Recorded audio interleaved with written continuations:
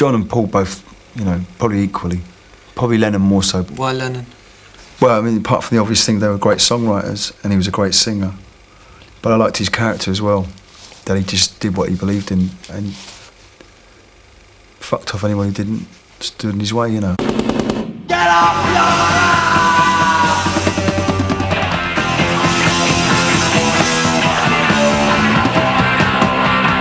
Can you tell us about the night you went to see the Sex Pistols? It was, whenever it was, in the summer of '76. And I'd read a review in the NME and, you know, it just sounded what I was looking for really in a way. You know, they were kind of, the fact they were a young band and they had attitude. And so we decided to go and see them next time they played. We set this all-nighter at the Lyceum. And they were the last band on, and I guess they come on at 6 in the morning or something like that, I don't know. And we were all speeding out of our heads, which was brilliant. And just the whole experience, you know. And that kind of swung it for me. It was like, well, there is a scene going here. And, you know, I wanted to be part of it.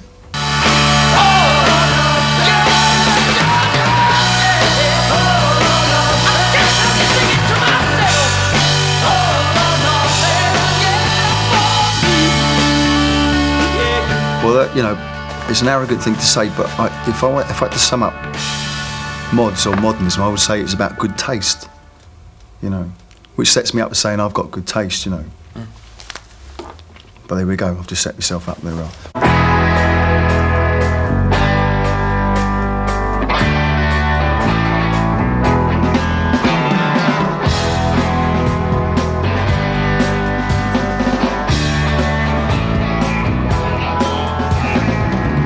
My mother did the Small Faces fan club in the 60s, which is probably why I became a mod in the first place. I'm a little tin soldier that wants to jump into your fire. My mother, in fact, commented upon the fact that Steve Marriott was on telly, come and have a look, and in fact it was Paul Weller, but he was wearing exactly the same outfit as Steve Marriott in some of the photos that we had at home. What about Weller? Did you like him? Look, I'll be honest with you, I've only seen the Jam once on a video, and I thought it reminded me of me in the old days. So for me to say that, is sure I like me. You know? So it's not as if I can really judge them, I just saw them and they looked exactly like we did and they played very similarly. At the same time, I admire their taste. I mean, I was always out to emulate all my heroes, you know. When you say emulate, how do you mean? You know, copy their clothes, sound, stage movements, all those things, you know.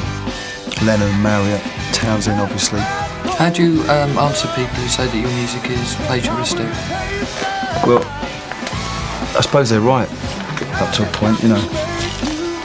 Half of it is, and half of it's original, so, you know. How do you answer that? I don't know whether he owns up to it or not, but whenever we used to sort of sit there and be stuck for inspiration, we'd drag the Beatles complete out and say, well, there's a chord sequence, let's have a go with that and change it around a bit. Yeah, we'll make a song out of that, call it something else. But, you know, there's some influences in my music that will never be taken out, you know. The 60s stuff that I grew up on, you know, R&B stuff. I can't separate those things, you know. I can't take them out of my music, and I don't wish to either. You know, we'd get together at a weekend if we hadn't seen one another all week. So I've got a new song and he'd play it and I'd be really knocked out by it. And then sort of a couple of months later I'd hear a very similar thing, you know, of an old Beatles album or something like that, you know, so.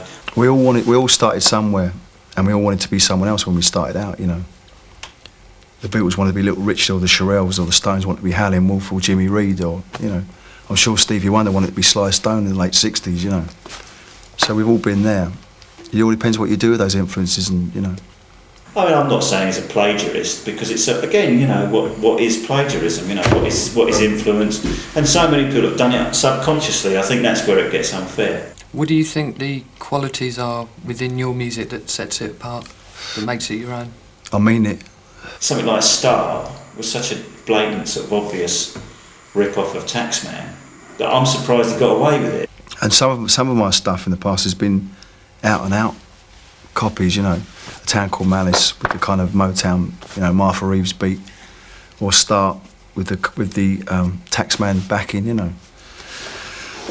but I don't think I was expecting anyone not to notice that. I mean, I thought they were kind of vehicles. It was like, I've got an idea, quick, get a structure together, bang, you know. We just done those tracks on the spot in the studio, you know.